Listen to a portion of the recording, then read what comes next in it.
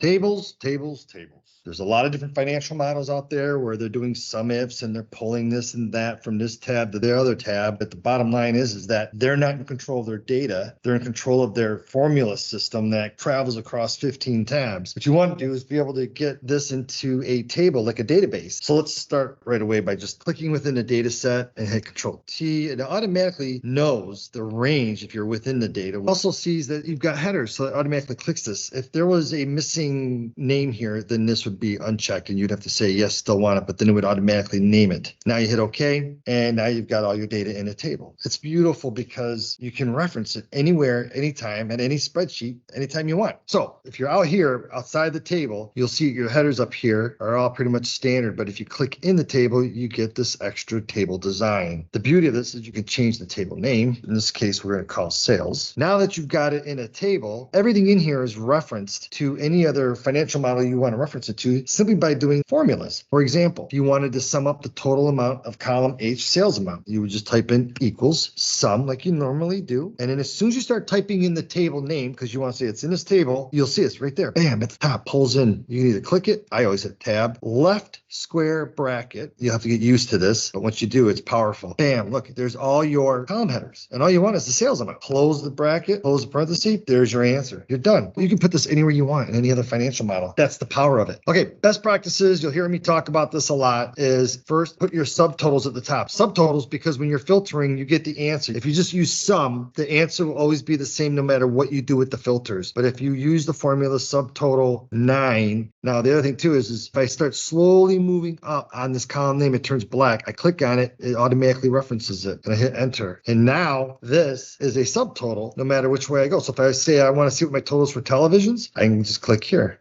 Done. I am in total control of my data. My data is not controlling me. Another best practice is to freeze frames. So Alt WFF, which is the shortcut, or you just go to view freeze frames. And now no matter where you're on a spreadsheet, you always know your headers and you always know your totals. Now, a couple things. One is data types. Like this here, you click on it and it's got just numbers for dates. And we all have had this problem. We just know how to fix it. You just change the date. But if you click on the black little arrow down, it selects the whole thing. And then I just go ahead and change it to short date. Now I can group it by year, by month, automatically knows it. And I'm automatically all set by doing other additional formulas. Okay, so now let's say you want to add information to this table. All you got to do is go right next to the table and say we're going to add sales tax. You just say equals 0.2, which is a ridiculous amount for sales tax, times the sales amount. You hit enter, and voila, that's the whole formula. Autofills automatically. You are moving, you're flying it fast. Data is not controlling you. You can just grab this total up here, drag it over, automatically post the formula, and there's the total sales tax. Now let's just say, what was the sales tax for television? Well, there you go. You're right back at it again. Bam, 171,000. Let's say you didn't want the formula to autofill. Well, then all you do is start typing in the formula, equals that, times 0.2, boom, fills it all in. You're like, no, I just want it for the one cell. Shortcut to learn is Control Z. It says, okay, I'll just let you have it for this cell. You can put any other formulas you want in any cells going down. And that's pretty much for tables. Remember, control your data. The faster you control it, the faster you'll be able to move to answers to management that's always asking you for answers.